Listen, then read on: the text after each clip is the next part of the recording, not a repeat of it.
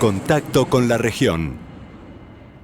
En Brasil, un juez del Supremo Tribunal Federal anuló las pruebas provenientes de confesiones de ejecutivos de la compañía Odebrecht, implicada en el escándalo de corrupción Lava Jato, y afirmó además que la prisión del hoy presidente Lula fue uno de los mayores errores judiciales de la historia de ese país. El juez José Antonio Díaz Toffoli consideró en su fallo divulgado ayer que las pruebas provenientes de confesiones de ejecutivos de Odebrecht, realizadas en el marco de un acuerdo de colaboración firmado en 2017, son inutilizables por cualquier jurisdicción.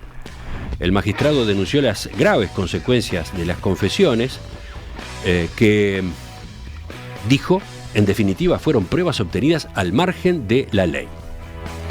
Recordemos, Lula estuvo entre los condenados en la causa Lava Jato. El ahora presidente pasó 18 meses preso entre 2018 y 2019 tras ser condenado por corrupción y lavado de dinero en la causa bajo acusación de recibir sobornos de otro gigante brasileño de la construcción, la compañía OAS. Las condenas de Lula fueron anuladas por otro juez de la Corte Suprema en marzo de 2021. Eso fue lo que permitió que fuera otra vez candidato a la presidencia y llegara ahora al poder. 3 meses después de aquella anulación, el ex juez de primera instancia Sergio Moro, que había condenado a Lula a prisión, fue declarado parcial por la Corte Suprema. ¿Qué es lo nuevo que dijo ayer el magistrado Díaz Toffoli? La prisión de Lula puede considerarse uno de los mayores errores judiciales de la historia del país. Por su lado, el ministro de Justicia, Flavio Dino, dijo en un comunicado que la decisión de este magistrado reafirma la inocencia del presidente Lula. Vamos a profundizar en esta novedad. Para eso estamos con Marcelo Aguilar, periodista uruguayo radicado en Brasil. Marcelo, buen día. ¿Qué tal, Emiliano? ¿Cómo les va? Un saludo a toda la audiencia. Empecemos ubicando a este magistrado, a este juez del Supremo Tribunal Federal, Díaz Toffoli. Díaz Toffoli tiene un pasado bastante próximo al Partido de los Trabajadores, al partido del presidente Lula da Silva. Fue asesor jurídico en la campaña de 2002, en la que Lula fue victorioso.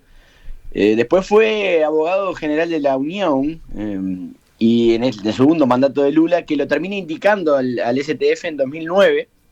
Siempre fue de su confianza y de la confianza del partido, pero esta relación fue cambiando bastante, sobre todo durante el gobierno Bolsonaro, en el que Díaz Toffoli fue estrechando relación con el ahora expresidente, y sobre todo se había desentendido bastante con Lula, principalmente porque cuando Lula estuvo preso no le permitió participar del velorio de su hermano, que falleció mientras estaba en prisión.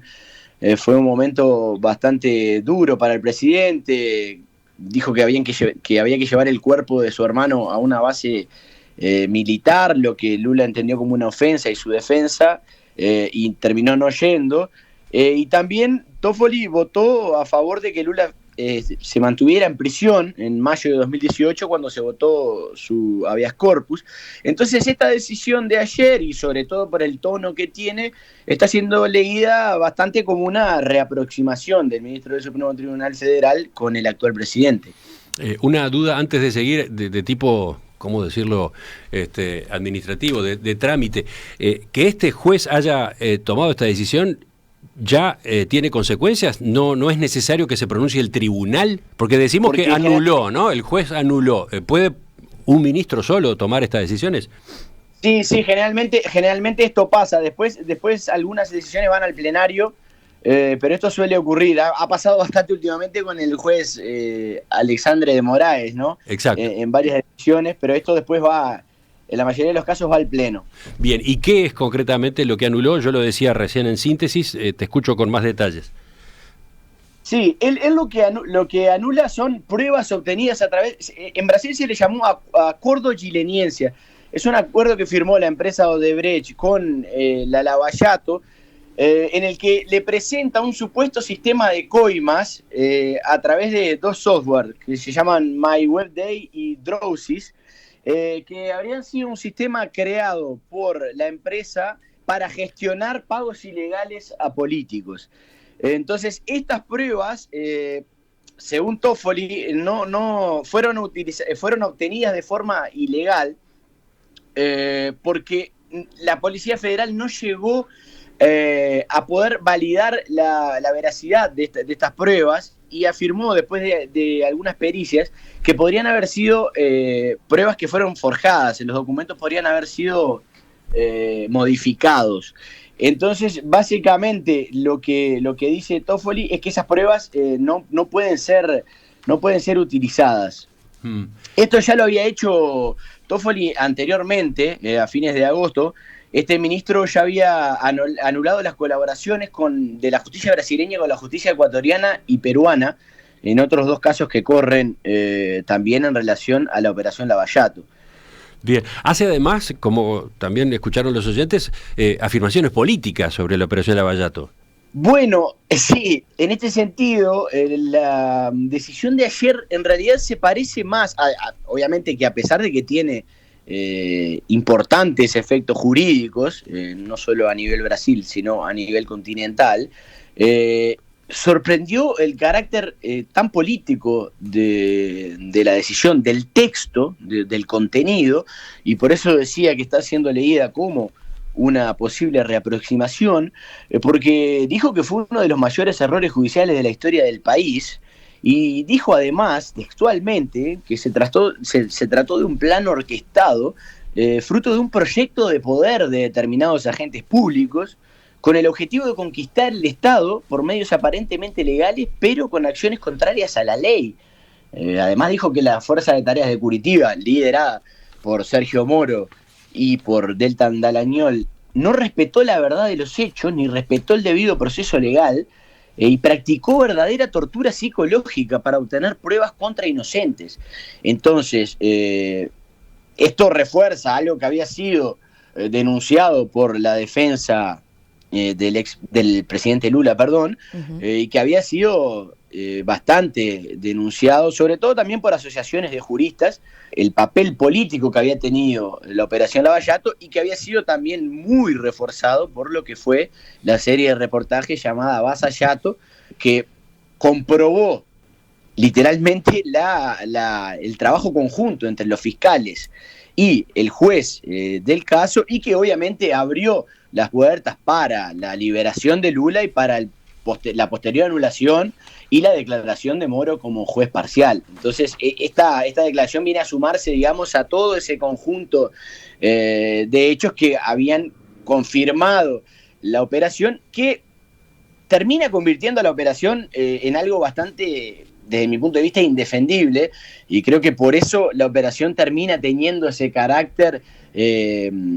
tan, digamos, la lleva tanto al ostracismo, siendo que había sido una operación que había generado un consenso nacional de combate a la corrupción. Marcelo, vayamos a eso. A ver, ¿qué significa este pronunciamiento entonces del ministro, más allá de este respaldo a esos cuestionamientos que se le hacían, ¿no? A la operación en sí? ¿Y en qué queda la operación Lavallato? Y bueno, como decía anteriormente, la operación está bastante desmoralizada frente a la sociedad. Los impactos de esa serie de reportajes que comprobaron esa articulación la dejaron como bastante huérfana y se ha quedado casi que sin defensores, salvo sus propios integrantes. En el caso de Moro y Dallagnol, que entraron a la institucionalidad, digamos, después de la última elección. Dallagnol fue suspendido, ya lo habíamos hablado en Perspectiva, y Sergio Moro es senador. Pero la operación realmente ha quedado con bastante poco apelo social y está bastante en el ostracismo. En lo que tiene que ver con los efectos prácticos de la operación a nivel, sobre todo internacional, en principio no habría consecuencias directas, porque obviamente cada país tiene su jurisdicción y estas decisiones valen para el territorio brasileño, donde tienen poder vinculante. Sin embargo, hay una influencia que puede llegar a ser muy grande, en 2 sentidos. Primero, porque limita la posibilidad de colaboración internacional, porque la justicia brasileña con esto dice, bueno, yo no voy a colaborar más en procesos que tengan relación o que hayan surgido a partir de estas pruebas. Y por otro lado, porque abre la puerta a que implicados en los procesos de la Operación Lavallato que tienen relación con Odebrecht inicien cuestionamientos a sus procesos en cada uno de sus países. Una fuente muy próxima a este asunto, que incluso participó del proceso legal en el caso peruano, con la que conversé en la noche de ayer, me dijo que básicamente lo que significa esto es que Brasil no va a cooperar más a partir de estas pruebas, y por ejemplo en el caso peruano ya sí tendría consecuencias directas, inmediatas, porque Perú había hecho un pedido de colaboración al gobierno, a la justicia brasileña, y por lo tanto no va a existir esa colaboración porque están anuladas, pero todas estas ahora pruebas que se anulan abren, como les decía, la puerta a otros casos. Toffoli, como ya había anulado, como les decía, en agosto estas colaboraciones, había anulado pruebas recogidas inclusive contra el expresidente peruano Ollanta Humala, contra el ex vicepresidente ecuatoriano Jorge Glass. Entonces, a pesar de que no tiene consecuencias inmediatas, digamos, para hoy, sí abre la posibilidad de que otros implicados puedan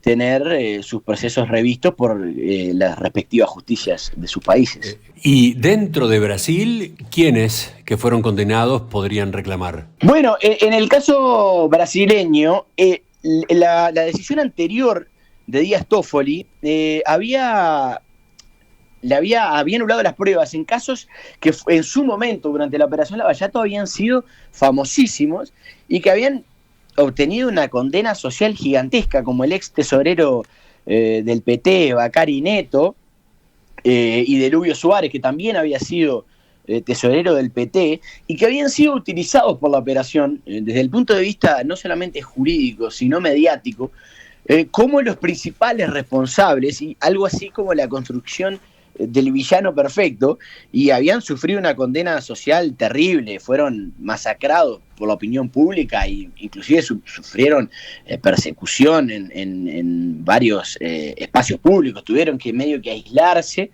y terminan anulándose esas pruebas, anulando algunos de los procesos que tienen en su contra estas dos figuras. Hay otra de las disposiciones en esta resolución, la apertura de una investigación criminal contra los fiscales que encabezaron la investigación.